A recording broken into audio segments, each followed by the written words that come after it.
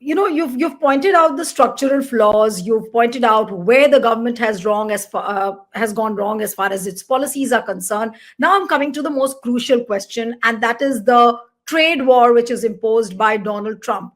We have a weakening rupee. We have structural flaws. We don't have a policy to deal with jobs, with manufacturing, with production. Rahul Gandhi also pointed that out today when he was speaking replying during the motion of thanks to the president's address. And he did point out all these things. And now to top it up, Donald Trump's trade war, which has been imposed, what is going to be the compounding effect of both these things? A lack of structural policies and plus a weakening rupee, and then you have this trade war because of the But I can tariffs. tell you that Donald Trump is disrupting the global economy because he's following America first. Now, what is America first? America first is a wake up call to people in India who were very happily carried away by this Atmanirbhar narrative. Anyone who understands economics will tell you that, you may not like globalization, but ladies and gentlemen, we live in an interconnected world. Think about it. Today, if Donald Trump imposes tariff on Indian goods being exported there, Indian exports are already struggling. Where will you go? Because a big chunk of your export earnings come from the US market. And if they decline, your FX earnings or foreign exchange earnings come down, which means your dollar rupee will worsen. You are dependent hugely on crude oil imports coming from abroad, which you have to pay in dollars, which will then be more dollars that you'll have to pay, which means you are going to import more inflation into the country, which means that tomorrow a manufacturer or an exporter who needs import component will have to buy and pay more in dollars, which means his export becomes more uncompetitive. You are in a downward spiral. And the principal reason behind this is the fact that I think Donald Trump is convinced that America must bear a brunt of the pain. Now, people I'm sure are telling him that this will result in higher cost for the American consumers, that end of day, if you are going to put these tariffs and people import in America despite the tariff, it'll create inflation in America. If it creates inflation in America, America will have to increase interest rates to stop the inflation from rising.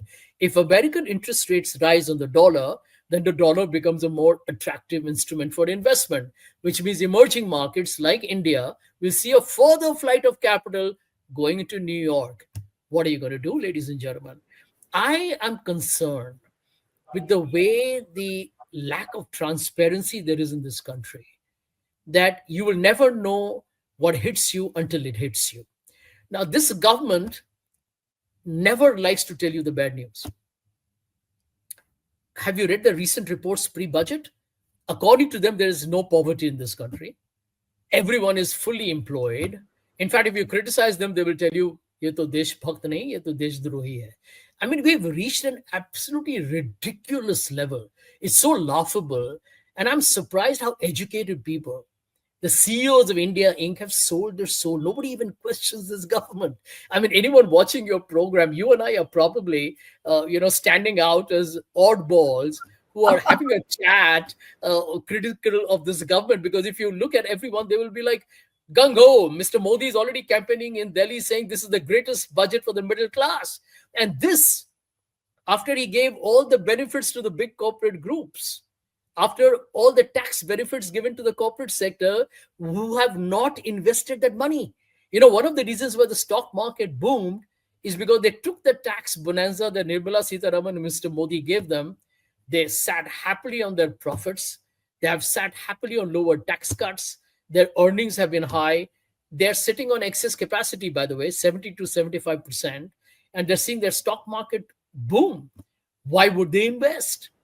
You think, let me tell you, in a free market capitalist world, no one is going to invest out of charity. I've heard Mr. Modi worried. He should be. I've heard Nirmala Sitharaman anxious. She ought to be, saying that why isn't the private sector investing? Well, you have not created an environment. You thought by giving a tax cut, you'll create a confidence in them to go out and make a difference to the Indian economy. They will not, because they're all fearful. There is no demand and there is no incentive to invest more. And the market, which is exports, well, they have not been able to compete. One, principally, because I think end of day, global markets have also been a little uncertain. That is one part I'm willing to concede. Right. But Sanjay, now the scariest question is that what happens with a weakening rupee and, almost like a recession-like situation, which we are going to see globally because of the trade war imposed by Donald Trump. What do you think is going to be the immediate effect you preempt in India in terms of joblessness, in terms of price rise, and will India be also heading towards a recession-like situation?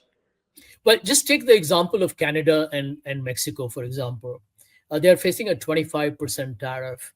If you look at the exposure, for example, of Canada to America, the early forecast are they were going to see a massive hit on the GDP, could be as high as 2%. Mexico, by the way, is going to feel a similar impact. If you look at the amount of auto component parts that they export to America, they will get more expensive. America, by the way, will find cars getting more expensive. And therefore, they will be struggling to sell cars because their inflation will rise. So you're going to see a definite, perceptible, and actual slowdown. Now, if big markets slow down, that means your exports are not just going to be volatile, they're going to see a definite diminution. Now, please note one thing, Neelu. When you look at a GDP growth, it has exports as a very critical component, domestic demand, private investment, and government expenditure. Over the last couple of years, post pandemic in particular, government expenditure was being used as an instrument to crowd in private investment, which did not happen. Now, government expenditure, when you see highways, for example, or you see a port, or you see an airport being constructed, nowadays they need capital intensive technology. They use robots, they use heavy duty machinery. They don't need the thousands of people that we used to see in the time of Purab or Paschim and the 70s. They don't need those people anymore. It's all become very savvy, and they have got very complex machines that work at a different level. So you are going to see exports struggling, private investment, assuming this 1 lakh crore is spent by the middle class. You think it'll be spent in the first month? It'll be a huge time lag, over a year. Maybe some FMCG sales may go up at most. Now, government expenditure, they're already cutting it down in this budget. What does it leave you with? Practically nothing when you can bank on growth, excepting, as Mr. Modi said, Goddess Lakshmi. So I think this government has, frankly speaking, in my opinion, given up. There will be a hype, there'll be a headline, they will have some stock market operators keeping the markets going for a while. I am worried about retail investors, to be very frank with you. But the people who are going to be happy are these big crony capitalists. So they are capturing the Indian economy. And the chief economic advisor said, you need to build trust deficit. Has to be removed. You need to remove trust deficit, sorry. Because that trust deficit is between the government and the manufacturing companies and between those who are creating wealth. There is a complete, shall we say, the culture of you're guilty until you're proven innocent. That is exactly the culture that has destroyed the confidence of Indian entrepreneurs. And until this government gets out of the way, it is not centralized, micromanaging, micro targeting people. It's not making a list, that famous list of the BJP, go after this guy, extort money. Remember the electoral bond scam? Quid pro quo is happening in broad daylight. I have a feeling India suffers from actually maximum government and minimum governance. Mr. Modi and the BJP have let India down. But one last question before Sanjeevi, I wind up. That with this trade war now, do you think that Modi government, which has been talking big, and Prime Minister himself has spoken so highly about his policies and the way he has, led the country in all possible ways, do you think that the Modi government now has the gumption or the courage to stand up to Donald Trump and say that, look, if you can make America great, I want to make India great? Do you think that he has the courage and the audacity to tell Donald Trump on his face? Neelu, the answer is no. Already, from what I've read, the duties on Harley Davidson motorbikes have been reduced without even being asked. I think India has, under Mr. Modi, tied itself far too much in an inextricable intertwining with the United States. And by allowing, yourself to become susceptible to American pressure, I think India has done itself no good at all. And I think Mr. Modi and his government needs to own up to the people of India that after demonetization and the sloppy execution of GST and the terrible handling of the migration during COVID, they took India down. Please remember, and I want to conclude by telling you and your viewers that pre-pandemic India's GDP growth was 4%. It was already down before the pandemic struck. Look at post-pandemic. You're probably grown by around 5%.